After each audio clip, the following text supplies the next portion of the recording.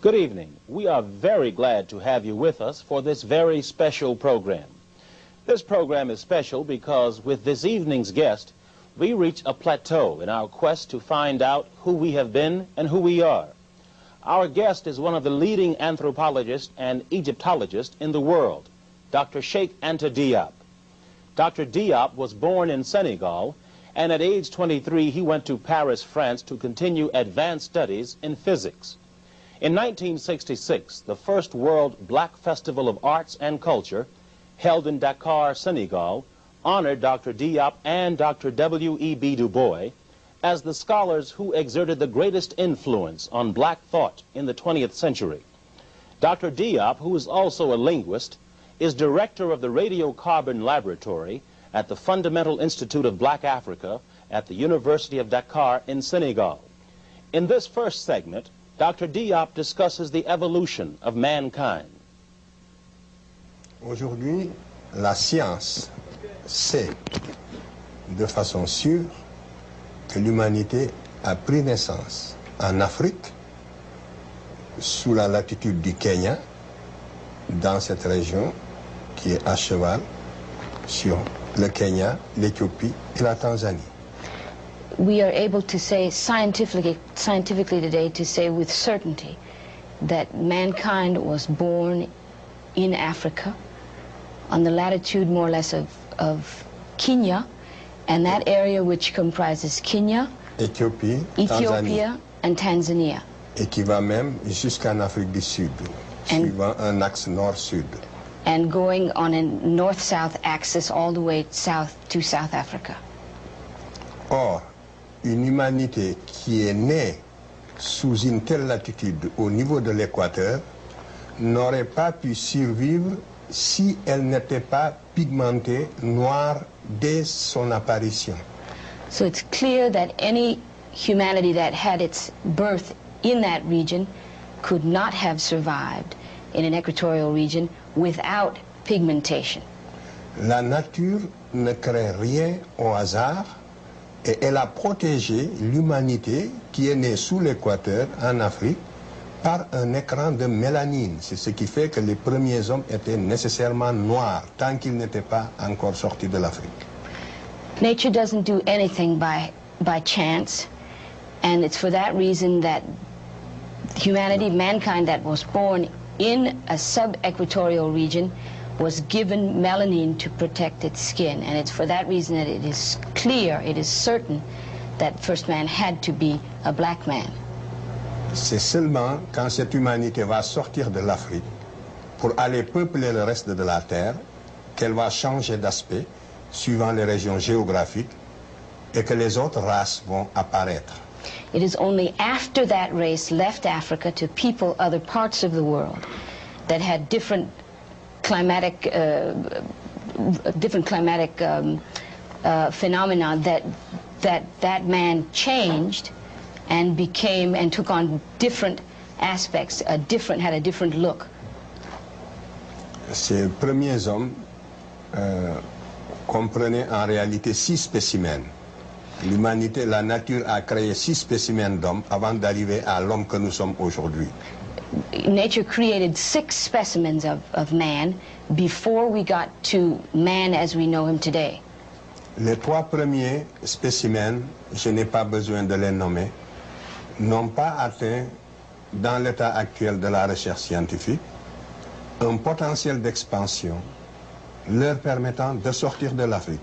Donc, ils n'ont jamais été hors d'Afrique, dans l'état actuel des recherches. According to the scientific information that we have now, it appears that the first 3 of these species, which is not necessary to name, never acquired the potential or never arrived at the potential for exporting or leaving their own area. Non, n'ont jamais atteint un potentiel d'expansion pour sortir de l'Afrique. They never had the potential to expand and to leave Africa. Yes. Les 3 autres sont sortis de l'Afrique. 3 others did leave Africa. Le 4e et le 5e ont disparu. The 4th and the 5th of these species disappeared. Il ne reste que le 6e qui est l'homme que nous sommes. And what remains is man as we know him, that sixth species. Le cinquième, c'est celui-là que j'ai projeté ici. Vous le voyez.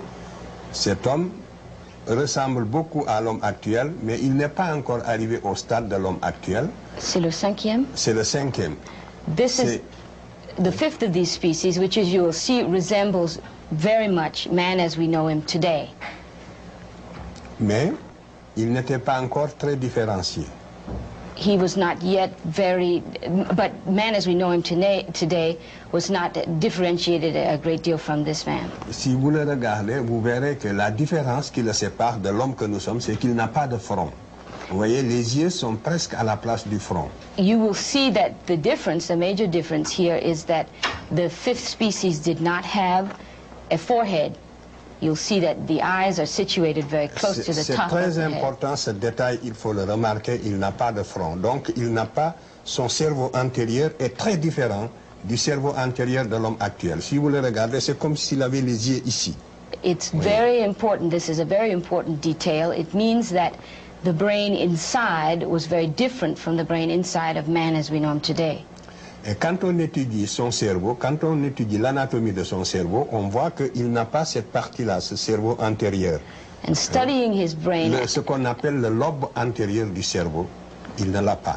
He does not have the anterior lobe of the brain. In studying, in anatomical studies, it has been determined that he did not have this anterior lobe. C'est la grande différence entre lui et l'homo sapiens sapiens que nous sommes. That is the major difference, the fundamental difference between Homo sapiens sapien, which is what we are. Et ce spécimen n'a jamais pu sublimer la nature pour créer l'œuvre d'art. This species was never able to overcome nature to an extent that he was able to create works of art. Ensuite, je passe au suivant. This next slide. Là, nous arrivons à l'homme comme vous et moi. C'est l'homme du milieu. And now we have the man in the middle is the man that we are. C'est le crâne du milieu. C'était un noir. C'est l'homme que nous appelons dans la littérature, si vous voulez, préhistorique, l'homme de Grimaldi.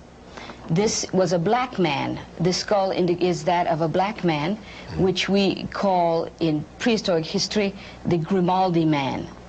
On sait que c'était un homme de morphologie noire. Quand on voit sa morphologie, on voit que c'était un noir. Vous voyez bien, la forme du visage est très typique. Et nous l'avons comparé avec un crâne d'Africain d'aujourd'hui. Le crâne de gauche, c'est un crâne de Malien que nous avons dans notre collection à Dakar, à l'IFAN. Et le crâne de droite, c'est le premier homme blanc qui apparaît sur la Terre, à la suite de la transformation de l'homme du milieu. You can see in looking at the skull in the middle that the morphology of this skull is very much that of blacks. That is the skull of modern man. To the left of it, we have the skull of modern African man. It is one of those that is in our collection at the University of Dakar. L'homme qui est à droite maintenant, on ne le verra que l'homme qui est au milieu est entré en Europe il y a 40 000 ans. 40,000 years ago, the man in the middle left Africa and went to Europe. Il va vivre en Europe de moins 40 000 ans à moins 20 000 ans, et c'est pendant cette période d'adaptation à un climat extrêmement froid qui est très différent du climat actuel. Parce que c'est pendant la dernière glaciation que la Terre a connu et qui a duré 100 000 ans. Il va donner naissance, donc par mutation et adaptation, au troisième crâne de droite qui est l'homme de Cro-Magnon. The skull at the extreme right of the screen is that of Cro-Magnon man. It was between 40 and 20 years ago that the man in the middle left Africa to go into Europe at a time during what is called the final or the last glaciation. The climate in Europe was extremely cold. It was much colder than it is now. And during this period of some 20,000 years, he underwent the adaptation to become what we know as white men. Donc, c'est bel et bien, si on s'en tient sans préjugés, aux données rigoureusement scientifiques, nous sommes bien obligés d'affirmer en toute sérénité que c'est l'adaptation du grimaldien à ce climat froid qui a donné naissance finalement au type qu'on appelle conventionnellement maintenant le type leucoderme ou l'homme blanc. Le blanc est sorti du noir à la suite d'un processus d'adaptation à un climat froid. Et cela, tous les spécialistes aujourd'hui le savent dans leur fort intérieur, même s'ils ne le disent pas avec autant de netteté.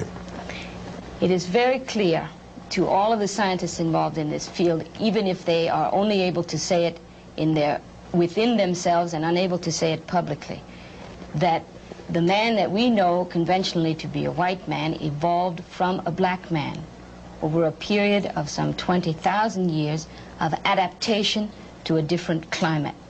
And if we are to say with any serenity, resting totally on scientific data, that is the conclusion that we must come to. Donc, nous voyons bien que l'humanité, en sortant de l'Afrique et en s'adaptant aux différents climats de la Terre, a donné naissance aux différentes races. Voilà comment les races sont nées. Donc la race est une notion géographique. Si le premier homme que vous voyez au milieu n'était jamais sorti de l'Afrique, il n'y aurait pas eu de différenciation raciale. L'humanité serait homogène et noire.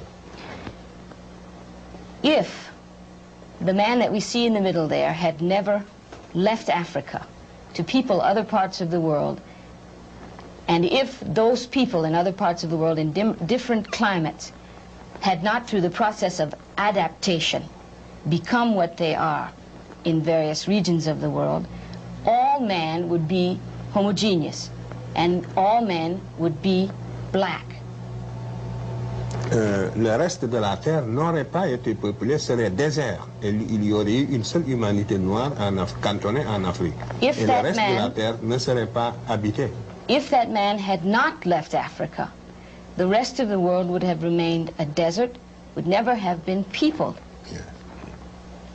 Donc, voilà, vous voyez donc que j'ai répondu à la question que vous m'avez posée en demandant où se situe le noir dans l'évolution de l'espèce humaine. Je vous réponds qu'en toute rigueur scientifique, le premier homme de la Terre était un noir qui va se différencier pour donner naissance aux autres races. Voilà la conclusion à cette première question. And so to answer precisely your first question, which is or was, to what extent or in what way do blacks figure in the origin of man, the answer is the first man was black. And it was he who gave birth to other races of the world. You have knocked out my first 5 questions. Vous avez annulé la nécessité de poser les 5 premières questions. Si, il faut les poser parce que j'avais noté mentalement des choses auxquelles je voudrais répondre. Même poser-les rapidement. You must still ask them, even if you do it quickly, because he has reserved other information in response to them. Why was it not possible for mankind to have been born in many parts of the earth? Pourquoi n'était-il pas possible que man soit né dans quelques centres dans le monde? Justement, quand les études de paléontologie humaine n'étaient pas encore assez avancées, il y avait 2 théories qui s'affrontaient. When human anthropology had not quite evolved to the extent that it has now, there were 2 theories that kept confronting one another. La théorie selon laquelle l'homme est né en un seul endroit et s'est différencié pour donner naissance aux autres races, celle que je viens d'exposer, avec ses défenseurs. There was the theory that he has just explained, that man was born in one place and became different as he peopled other parts of the world. That theory had its defenders. Il y avait une autre, cette première théorie, c'est celle qu'on appelle toujours la théorie du monogénétisme, c'est-à-dire d'une seule origine de l'espèce humaine. This is called a monogenetic theory. That is, that there was one source for mankind. Il y a l'autre théorie maintenant, comme proposée, qui voulait que certaines conditions étant réalisées, qu'il ait existé un homme né en Afrique, un autre homme né en Europe, un homme né en Asie. Donc, l'homme aurait connu l'apparition de l'humanité, serait le résultat, si vous voulez, de plusieurs centres. L'origine de l'humanité aurait connu plusieurs centres. Et on appelait cette théorie la théorie du polycentrisme, ou du polygénétisme. The second theory is that of is a polygenetic theory, which believes or contends that man was born in Africa and also in Europe and also in Asia. In other words, that there were several locations in the world where man finds his origin. Et que d'ailleurs, c'est cela qui pourrait expliquer leurs différences. And it is that explains their differences. Alors, cette théorie était même la théorie du sens commun. Je ne dis pas du bon sens, mais du sens commun. C'est-à-dire, il paraissait a priori, au premier abord, plus normal qu'il ait existé un homme au niveau de chaque continent. That theory has made a certain amount of sense. Not that it made good sense, but it made a certain amount of sense. It would explain that there are different peoples in different parts of the world with different characteristics. Mais lorsqu'on y regarde de près, il y a deux faits qui sont venus infirmer cette théorie. But under closer scrutiny, there were two things that made this theory fall apart more or less. D'abord, la nature ne passe jamais deux fois par le même point dans son évolution. The first is that nature never strikes twice in its evolution. It doesn't ever hit the same place two times. Nature doesn't create twice the same thing. In the animal kingdom... the same being. The same being. In the animal kingdom, you can see that throughout the evolution of animals, a being was created, and it either disappeared or changed somewhat, or a new being completely was created, but never the same being twice. And to remain strictly scientific, it doesn't make common sense to say that man was created twice. D'autre part, la recherche préhistorique a prouvé maintenant que c'est la thèse qui paraissait la plus invraisemblable, qui a triomphé maintenant au niveau de tous les scientifiques. Tous les hommes maintenant savent de façon certaine que l'homme a une seule origine, et que c'est dans cette même région du Kenya. Parce que c'est là que nous trouvons, si vous voulez, tous les stades antérieurs. Tous les stades antérieurs. It is in this region, that is this region in Kenya, where we find all of the most ancient evolutionary information. It's for this reason that scientists are now able to say, with certainty that at least they know that this is the case, that man could only have been created one time. Tous les fossiles que nous trouvons à l'extérieur de l'Afrique, en dernière analyse, apparaissent toujours comme des fossiles plus récents que ceux trouvés en Afrique et qui leur correspondent. All fossils that have been found outside of Africa have been found under close analysis to be much more recent than those found in Africa. Et aucun autre continent que l'Afrique ne possède la série complète des 6 spécimens dont je vous ai parlé. And no other continent in the world has the complete series of fossils indicating the 6 specimens that I spoke of before. Je vous ai dit que les 3 premiers ne sont jamais sortis de l'Afrique. Ça veut dire que ni en Europe, ni en Asie, encore moins en Amérique, on ne trouve ces 3 premiers spécimens, qui sont le début de l'humanité. These 3 specimens, which represent the very beginnings of mankind, no other continent in the world has the complete series of fossils, indicating the 6 specimens that I spoke of before. Je vous ai dit que les 3 premiers ne sont jamais sortis de l'Afrique. Ça veut dire que ni en Europe, ni en Asie, encore moins en Amérique, on ne trouve ces 3 premiers spécimens, qui sont le début de l'humanité. These 3 specimens, which represent the very beginnings of mankind, cannot be found in Europe, they cannot be found in Asia, and of course cannot be found in America. They never left Africa. The complete set remains in Africa. Donc, autant de preuves accumulées qui, aujourd'hui, donnent la certitude que l'homme est né en Afrique. The accumulation, then, of the best information now makes it very clear that man had its origins in Africa. Ici, en Amérique, vous n'avez que le spécimen sapiens sapiens. On n'a pas trouvé dans l'état actuel de la science, sur toute l'étendue de l'Amérique, depuis la Terre de Feu jusqu'en Alaska, il n'y a qu'un homme moderne. Et l'Amérique a été peuplée par le détroit de Bering à la fin de la dernière glaciation dont j'ai parlé. Donc il n'existe qu'un seul spécimen, le dernier ici en Amérique. The only specimen, as we've seen on the slide, that appears in America is that of Homo sapiens sapien. America was peopled through the Bering Straits at the end of the final glaciation, and it is for that reason that we find only Homo sapiens sapien in America. En Asie, on a l'Homo erectus. In Asia, we have Homo erectus. L'homme de Néandertal et l'Homo sapiens. And the Neanderthal man and Homo sapien.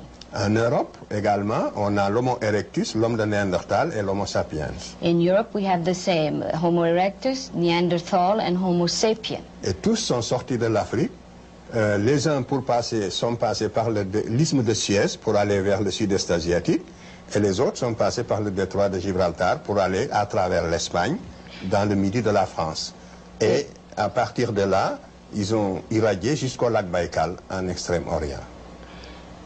Some of them left by the Suez, the Suez Canal, or the Isthmus of Suez, to go into Asia and Eastern Europe, and some went by the Straits of Gibraltar up into the north and into Europe. Et le polycentrisme est une théorie qui voulait absolument établir la hiérarchisation des races, qui voulait démontrer qu'il existe des races inférieures et des races supérieures. This polycentric theory is, to that theory, it is essential, or it makes the effort to establish a hierarchy of races, and to indicate that some races are inferior to others. En effet, si les 3 races de l'humanité avaient des origines différentes, on aurait pu supposer que pour une raison ou une autre, il y a une hiérarchisation des capacités intellectuelles. Parce qu'ils n'auraient pas eu le même héritage. But if man has the same origin, then of course there can be no intellectual hierarchy, because all of the races of the world, the 3 races of the world, would have had the same intellectual history. Est-ce que j'ai bien traduit ça? Je répète. J'ai dit que si les 3 races avaient des origines différentes, on aurait pu supposer qu'elles puissent avoir des capacités intellectuelles différentes. Et donc défendre l'idée de l'inégalité des races.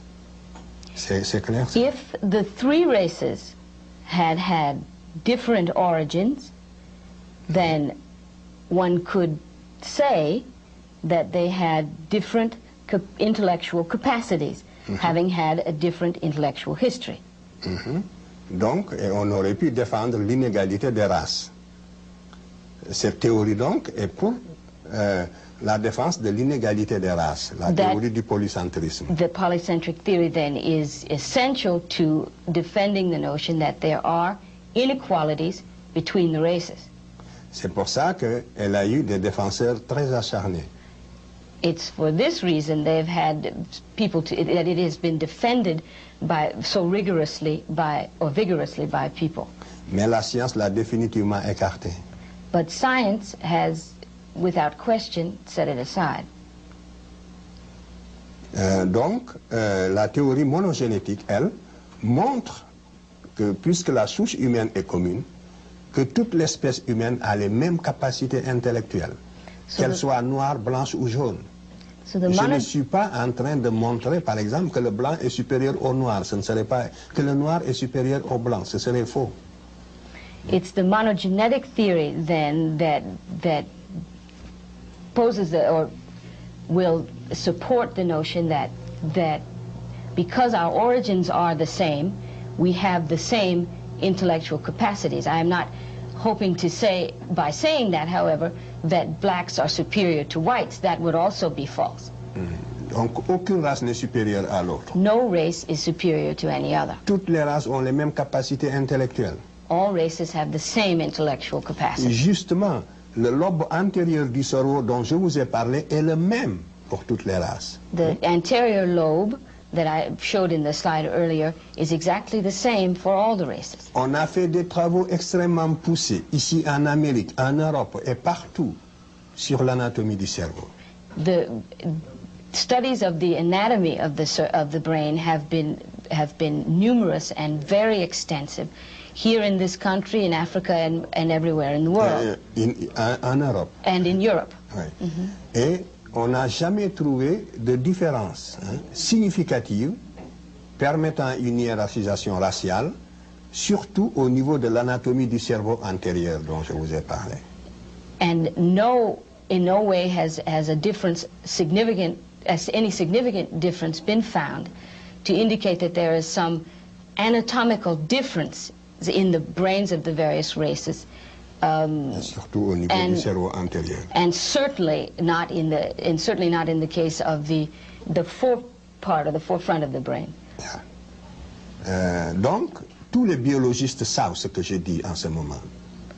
Toutes ces analyses, les résultats de ces analyses sont concluants et tous ceux qui s'occupent justement de biologie humaine savent tout ce que je vous ai dit aujourd'hui sur ce point-là. Cette question-là aussi, au niveau de tous les scientifiques sereins, objectifs, est une question qui est acquise.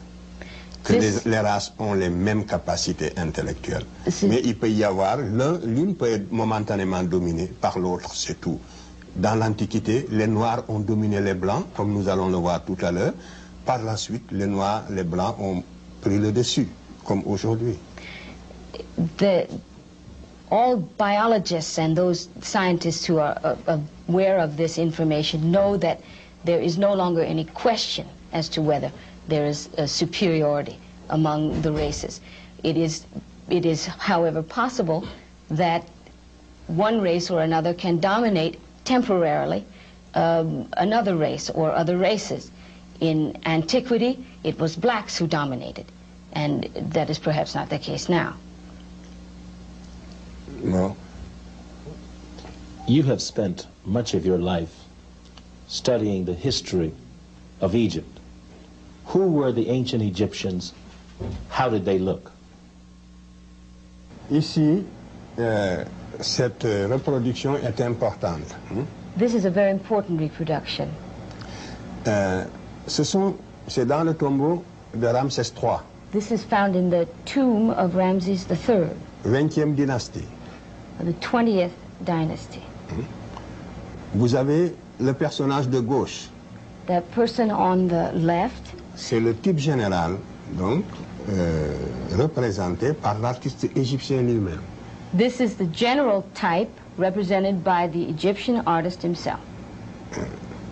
Le second, c'est le type général de tous des Européens, si vous voulez, de tous les Occidentaux. And the second person or personage is the general type of all the Europeans represented by the artist. Le troisième, c'est le type général de tous les autres Noirs de l'intérieur du continent. And the third personage is the general type representing all the other groups found in the interior of the continent. Of Africa. Of the continent of Africa.